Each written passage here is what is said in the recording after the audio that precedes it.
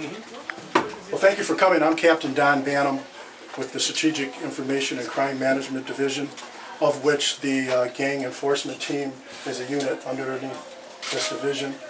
And the reason why I invited you here today is that, recently there's been a lot said about the gang violence that's been going on in Minneapolis, generally after a homicide has occurred. And we wanted to just showcase a few cases that the gang enforcement team has been involved in that has had an impact on the drug activity in the city of Minneapolis, as well as locking some individuals up who are involved in that drug activity. These three cases that I'm showcasing for you today also involved all people who had associations with local gangs. Over in this case right here, all these cases, I should say too, were involve 3rd Precinct, which is South Minneapolis, and they all are recent cases. This case right here occurred in March. This one was back in May, and this one was just a few weeks ago. In this case right here, as I said, a 3rd Precinct case. This is a part of an ongoing investigation, so there's not a lot that I can tell you about. I will tell you that this was on Cedar Avenue, and this is the result of a search warrant. We have numerous cases of marijuana as well as cocaine right there. Over in this case right here, this was a case from over in Snelling Avenue. 3rd Precinct officers, I will tell you a little bit about this one. 3rd Precinct officers were called to check the welfare. A neighbor had reported that a woman was seen being beaten there. Officers responded. A suspect ran out the back door. He was subsequently apprehended. As a result of their investigation, they went into the home to check on the welfare of the woman and saw some drugs in plain clothes. Recognizing the individuals that were involved as being gang members, they notified our gang enforcement team, who executed a search warrant, and as a result, we were able to seize all this marijuana. As you can see, a couple of handguns and a long gun. This case over in here, again, is the ongoing case. This was over on Portland Avenue in the 3rd Precinct, and other than that, I can just tell you that it was the results of a search warrant. The specifics of the case I really can't get into right now. The total seizure of all of these is roughly around 500 pounds of marijuana. Somewhere around the neighborhood, I believe it was, I want to say, 53 ounces of cocaine, and then as well as these weapons right here. The total amount of the seizures here, as far as street value is concerned, is $63,000 in cocaine and $240,000 in marijuana. Also not pictured here is $106,000 that was seized as well. That's already been turned over to the feds. As a result of these cases, 3 people have been charged in federal court and 1 in Hennepin County.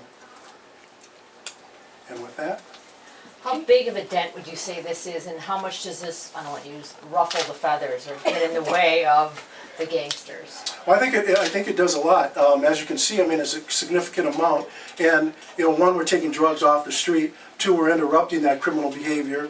And 3, we're removing those individuals off the street with arrest, so they're not involved in that criminal activity, as well as any possible violence either that they might perpetrate or might be perpetrated upon them. So we do have, that does have an impact, and we think with continued investigations like this and others that we have done, that slowly but surely, we will have a solid impact on what's going on.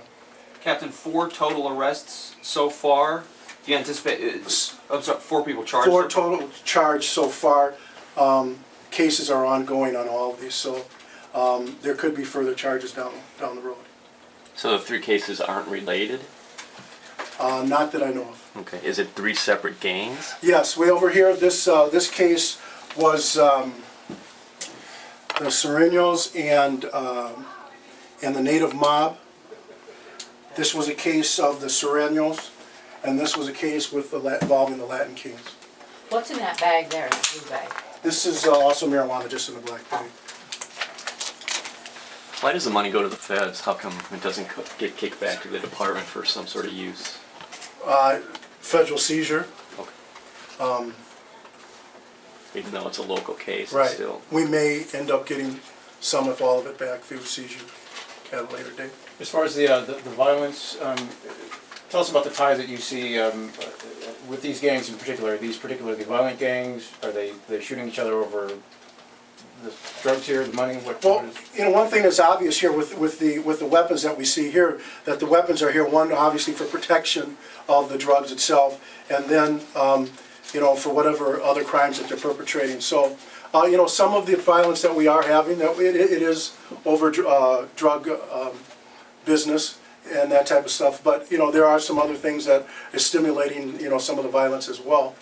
This affords us the opportunity to, you know, do two things. As I said, one, get the drugs off the street, and two, get the individuals off the street, regardless of the violence, whether it's stemming from, you know, that behavior or others. We still have the end result is to try and curb the violence. Captain, can you talk about the criminal histories of some of the people who have been charged? I mean, do they have long rap sheets? I really don't want to get into that right now, again, because of the, you know, some of these proactive investigations. I mean, if I say too much, it's just not a good idea.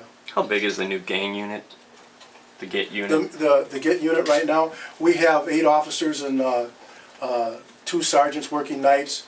We're going to add a couple officers here within the next week or two. They're supported, and that's one of the things that's good about what we're doing now, is they're supported by our intelligence unit. We have intelligence officers and crime analysts that also support their activities, as well as they support the activities of the whole department. But that's why the gang unit is under that division. How typical is a seizure like this? Does this happen pretty regularly, or is this pretty rare?